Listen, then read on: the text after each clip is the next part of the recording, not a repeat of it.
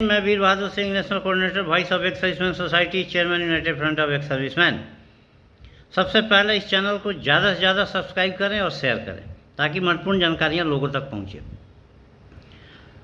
आगरा में voice of ex serviceman society ने एक कार्यक्रम आयोजित किया था जिसके तहत बहनों से राखी कलेक्शन किया गया और सिपाही संस्था को जो छत्तीसगढ़ की है सौंपा गया, जो इसको लेके सीमा पे जा रही है अपने सैनिक बंधुओं को देने के लिए। हर घर तिरंगा अभियान चला हुआ है। हम लोग हर साल 15 अगस्त धूमधाम से मनाते हैं, इस साल भी मनाएं और अपने घरों पे तिरंगा फहराएं, लहराएं। दूसरा, मैंने अपने पिछले वीडियो में ये बात कही थी कि हम लोग पॉलिसी मेकिंग जो अथॉरिटीज़ हैं उनसे संपर्क साध रहे हैं और हमें समय भी मिल गया है जिस पे हम लोगों ने कुछ मुद्दे एजेंडा में डाले हैं बात करने के लिए। उन मुद्दों में है, सबसे पहला मुद्दा है कि OROP की 2 की जो विसंगतियां हैं, जिसका हम लोगों ने 12 मार्च 2023 को मेमोरेंडम दिया था, 6 अगस्त 2023 को मेमोरेंडम दिया था लाल किला से और जंतर मंतर से क्रमशः। उसमें उठाए गए विसंगतियों को सरकार संज्ञान ले और उसको थर्ड OROP की रिवीजन में जो होने वाली है उसमें दूर करते हुए इसका रिवीजन करें।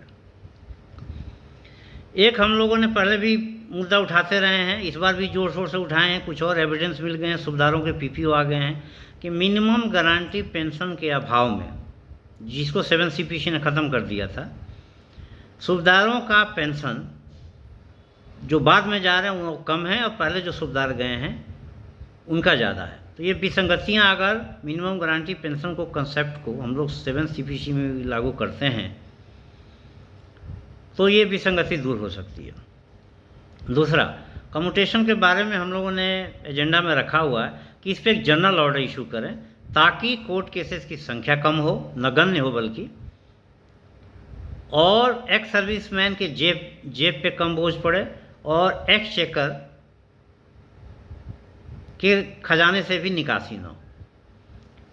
हरियाणा और पंजाब गवर्नमेंट ने इशू कर दिया है, AFT का भी स्टे ऑर्डर है, चंडीगढ़ हाई कोर्ट का भी स्टे ऑर्डर है।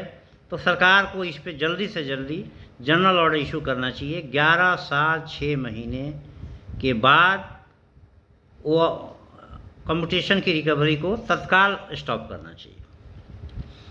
जिनका हो गया उसके बारे में भी हम लोग चर्चा करेंगे। जो डिस्कशन से निकलेगा बात है उस आधार पे हम लोग आगे की कार्रवाई करेंगे। दूसरा, हम लोगों के एजेंडा में ये भी है कि सरकार संगठनों को आर्म फोर्स ट्रिब्यूनल में परमिट करे जाने के लिए। उद्देश्य क्लियर है, इससे कोर्ट केसेस की संख्या कम होगी, जनरल ऑर्डर इशू होंगे, एक्स सर्विसमैन के जेब पे कम बोझ पड़ेगा और एक्स चेकर के खजाने से भी कम निकासी होगी। क्योंकि कोर्ट की संख्या होता क्या है, उसमें सिर्फ कॉपी पेस्ट होता है। एक ऑर्डर हो गया, दूसरे ऑर्डर के लिए कॉपी पेस्ट होता है, रिकॉर्ड ऑफिस चेंज होता है, नंबर रैंक नेम होता है, संख्या भी बढ़ती है, एक चेकर के भी खजाने पे बोझ पड़ता है और हमारे जेब से भी पैसे जाता है। तो संगठनों को भी इसमें परमिट करें और जनरल ऑर्डर, जिसमें एक बार ऑर्डर हो जाता है उसको जनरल ऑर्डर इशू हो जाना चाहिए, जैसे हाई कोर्ट के ऑर्डरों में होता है। अगर हाई कोर्ट का एक ऑर्डर हो गया तो उसको सभी लोग उसको लागू करते हैं।